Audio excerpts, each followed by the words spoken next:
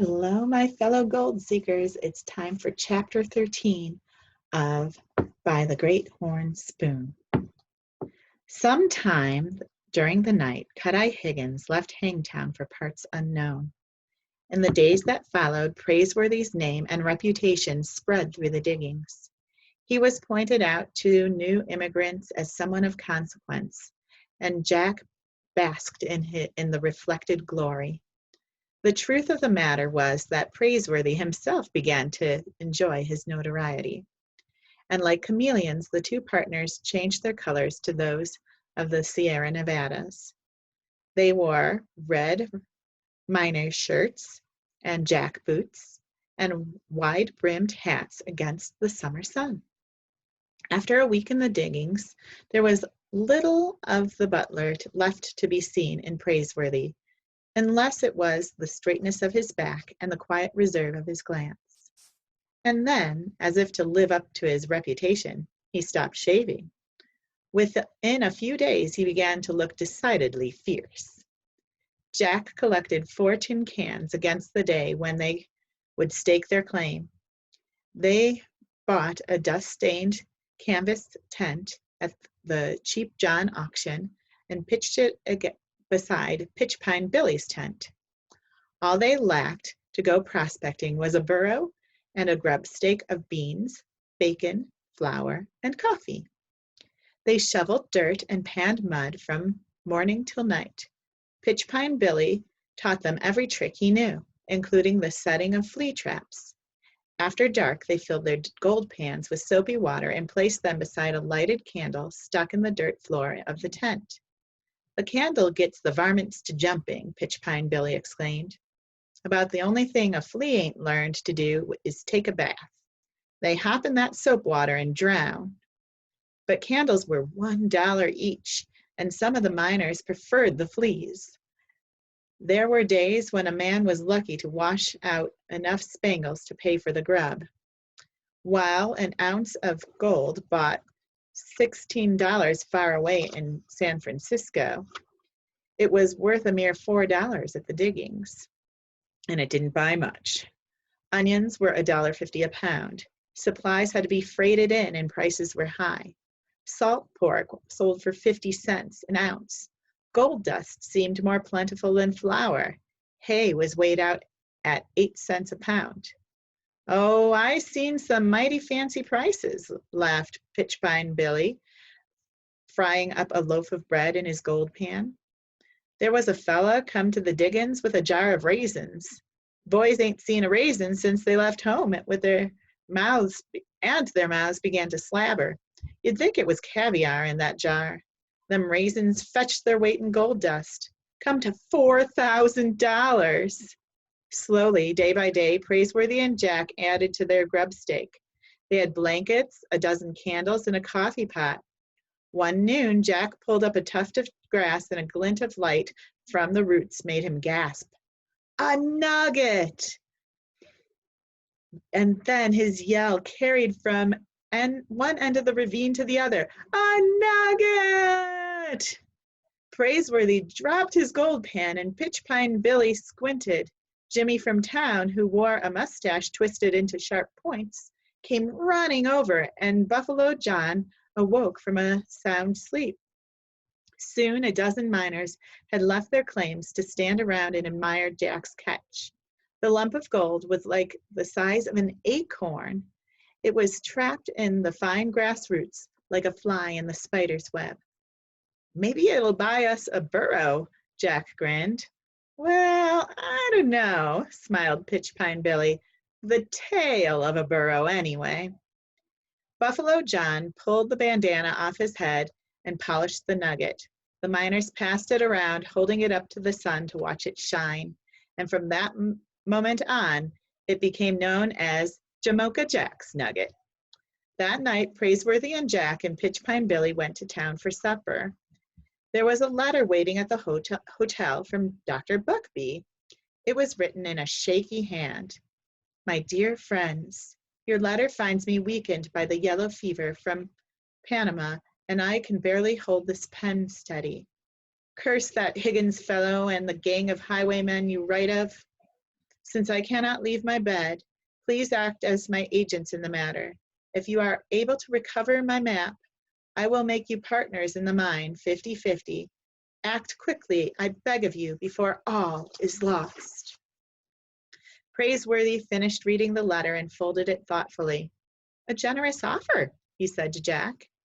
Half interest in a gold mine? Jack's yellow eyebrows lifted. All they had to do was get on the trail of those road agents. We'll need guns, he said quickly. A 4-shooter would fit fine in his belt, alongside of the horn spoon and buckskin pouch. Maybe he could trade his nugget for a pistol.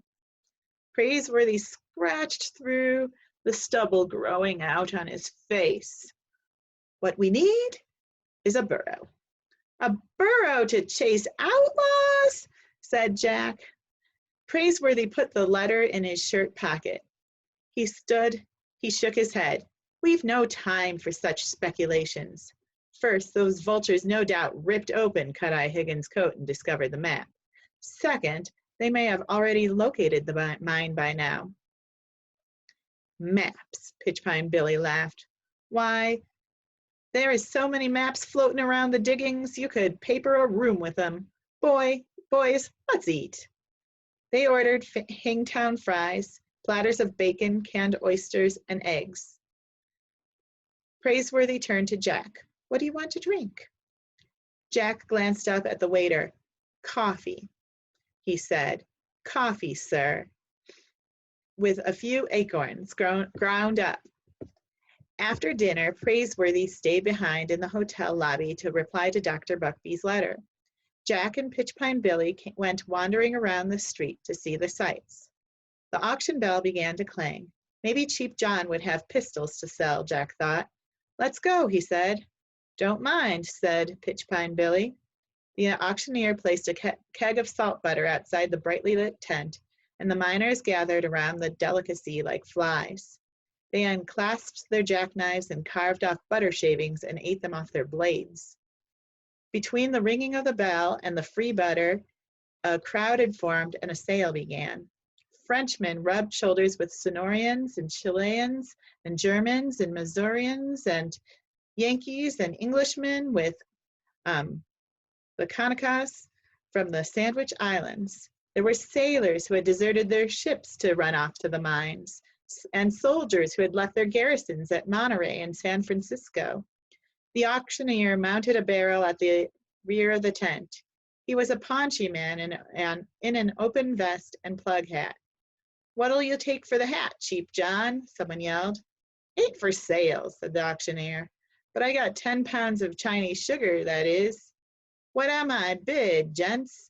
Who'll give me $1 a pound? Dollar. I got $1. Who'll give me $1.50? Half, $2? Am I bid $2, boys? Two? 2 pesos, said a Spaniard with silver buttons down his trouser legs. Jack waded through the sale of sugar, a wheelbarrow, tin pans, butcher knives, and a sack of dried apples. The auctioneer seemed to have no guns. The miners stood around whittling, enjoying themselves. I got a bushel of neckties here by mistake, boys, said the Cheap John. They'd fetch $1 apiece back in the States. What'll you give me for the lot? Am I bid $10? Am I bid $9? Nine?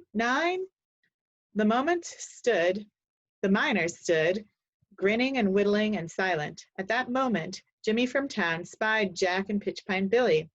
Let's go get something to eat, he said. My stomach feels like a cat in Hades without claws.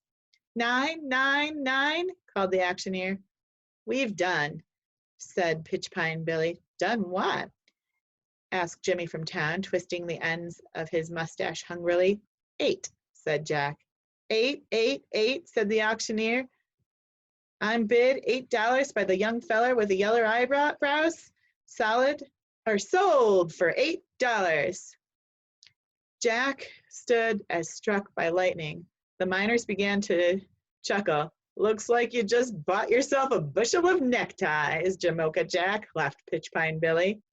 But I said 8, A-T-E, not 8, Jack protested. That's what I heard you say. 8, answered Cheap John, pushing the plug hat to the back of his head. A-T-E.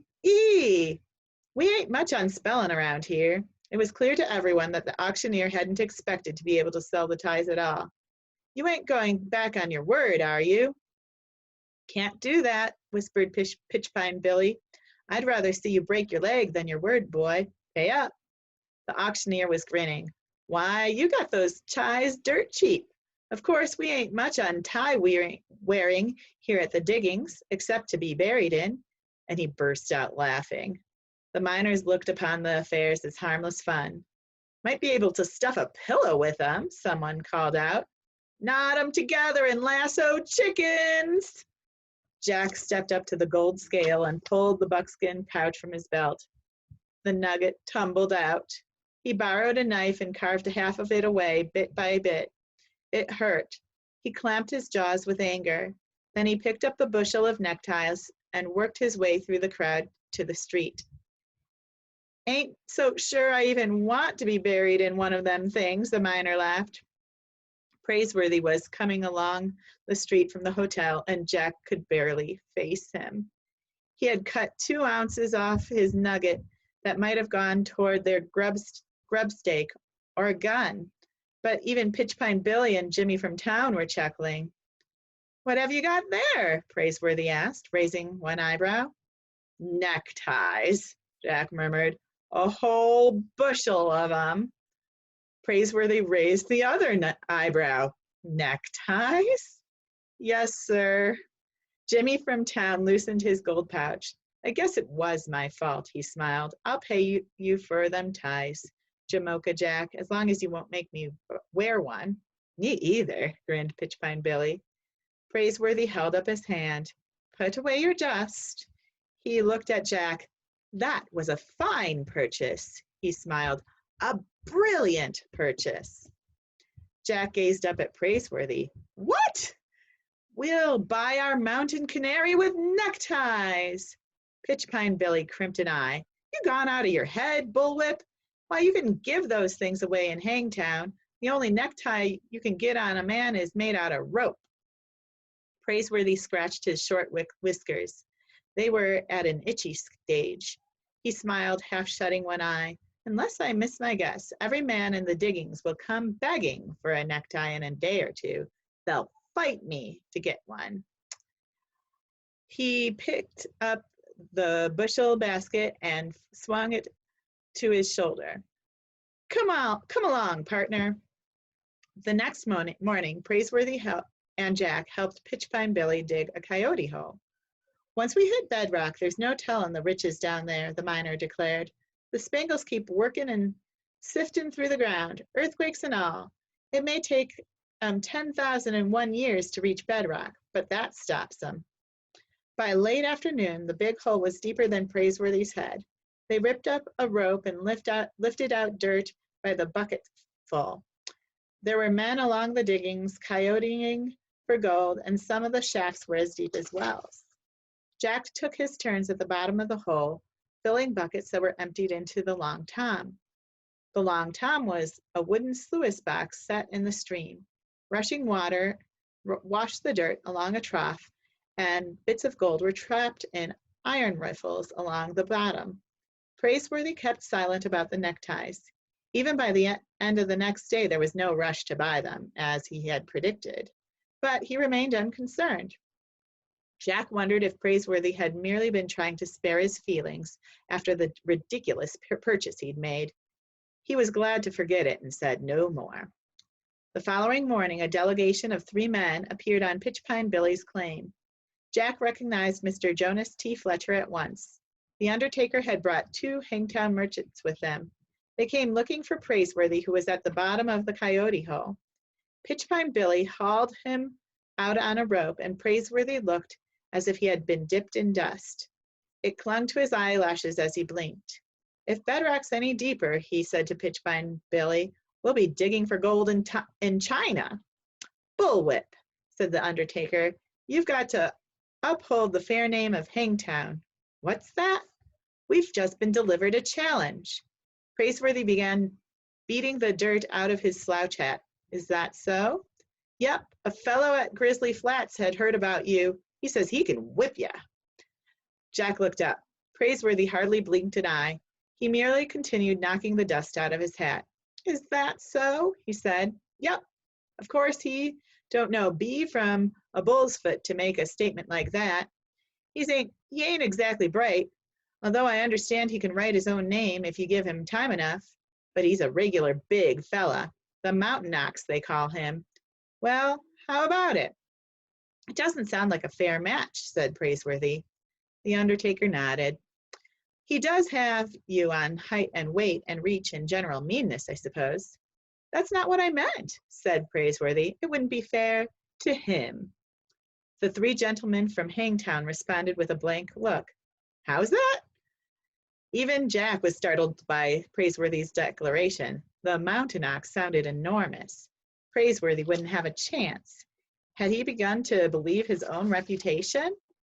From what you tell me, gentlemen, said Praiseworthy, the man can barely read and write. He'll be at a decided disadvantage. Pitchpine Billy pulled his hat down over his ears. Bullwhip, will you tell me what readin' and writin' has got to do with a bare-knuckle fightin' match? I suppose that remains to be seen. Then you'll fight him? The undertaker grinned. Not by choice, sir, said Praiseworthy. But if the fair name of Hangtown is at stake, I suppose I must. The delegation smiled. How about next Tuesday? Impossible. By next Tuesday, we'll have our burro and grubstake and be far away prospecting. My partner and I have a fortune to make, and time is running out. We'll be returning this way by the middle of August at the very latest. You can plan for the match for the 15th, sir. The three gentlemen from Hangtown nodded and departed. Jack gazed at Praiseworthy as if a complete stranger had been hiding through the years under the elegant manners of a butler. He was enchanted. But Pitchpine Billy whipped off his hat and jumped on it. Bullwhip, he snorted, you've gone and lost your reason. Before the 15th day of the month shows up, you better make out your last will and testament. Jack had just lowered himself into the coyote hole when a sudden excitement spread through the diggings and he pulled himself out again. There was a shout of voices back and forth across the stream, from claim to claim. Old Quartz Jackson is back and he's brought his new missus with him. Men dropped their shovels and gold pans and abandoned their long toms. Miners crawled out of coyote holes. What's that? Him and the ladies putting up at the hotel. The excitement even touched Pitchpine Billy. Boys, he said to Praiseworthy and Jack, I ain't seen a lady so long I near forgot what they look like. Praiseworthy rested his arms on the handle of his shovel and grinned. He gave Jack a nod. This is the day we've been waiting for, partner. Just watch and see. Pitchpine Billy scowled. Well, don't just stand there. Look at you both. Dirt sticking on you like you ain't had a bath all year. Why, it's a disgrace.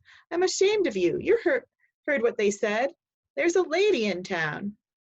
Within 5 minutes, miners were everywhere along the stream, scrubbing and shouting and planning to go to town. Pitchpine Billy waded in with his clothes on and kept dumping hatloads of water over his head. Later, shirts and trousers could be seen on every bush, drying out in the mountain heat. Men stood at mirrors, tacked to trees, and got out their straight razors. Half a dozen familiar beards disappeared. Others were trimmed and shortened. Praiseworthy took his time. When he and Jack emerged from their canvas tent, they were wearing bright green neckties. Pitchpine Billy stood fluffing out his beard. He stopped and stared. Help yourself, said Praiseworthy. That is, if it's all right with my partner. It's fine with me, said Jack. Pitchpine Billy grinned. Don't mind if I do. The neckties were so bright they could be seen across the river. Soon the miners who had laughed at Jack in the night of the auction were swarming around the bushel basket. I'll give you a pinch of dust for one of them neckties, Jamocha Jack. I'll give you 2 pinches. Pitchpine Billy was laughing. Don't fight, boys. Just get in line there. Looks like Jamocha Jack has cornered the necktie market. He caught you sleeping, didn't he? Just hold your pouches open and I'll pinch out gold, since I got the biggest thumbs in the diggings. Praiseworthy stood idly by with his on a stump and lit a long 9 cigar. Within 20 minutes, the basket was empty. Every necktie was gone. Pitchpine Billy pulled the strings on Jack's buckskin pouch and handed it over. It was heavy as a plummet. Jack weighed it in his hand and tossed the pouch to Praiseworthy. That ought to get us a burro, he grinned. And maybe a gun, Praiseworthy said, taking the heft of it. He tossed the pouch back. Yes, sir. That cheap John had better learn B from a bull's foot to get the better of Jamocha Jack. Gents, let's go to town. The miners had formed a crowd outside the Empire Hotel. And when Quartz Jackson brought his lady out onto the porch, the miners whipped off their hats as if the United States flag was what they were looking at. By the great horn spoon, Pitchpine Billy muttered in awe, a genuine woman. She had sparkling eyes and a smile for everyone. Quartz Jackson wore a vest with a watch chain across it and looked proud enough to burst. We freighted up some cut lumber, he said. The missus and me, we're going to build a cabin, and you boys are always welcome for a drop of tea. Ain't that right, Hannah? Hannah, Pitchpine Billy murmured. Ain't that the prettiest name you ever heard? Quartz Jackson looked out over the crowd. He recognized Praiseworthy and Jack and gave them a nod. Step up, boys, and I'll introduce you. Make it fast before you strangle in them neckties.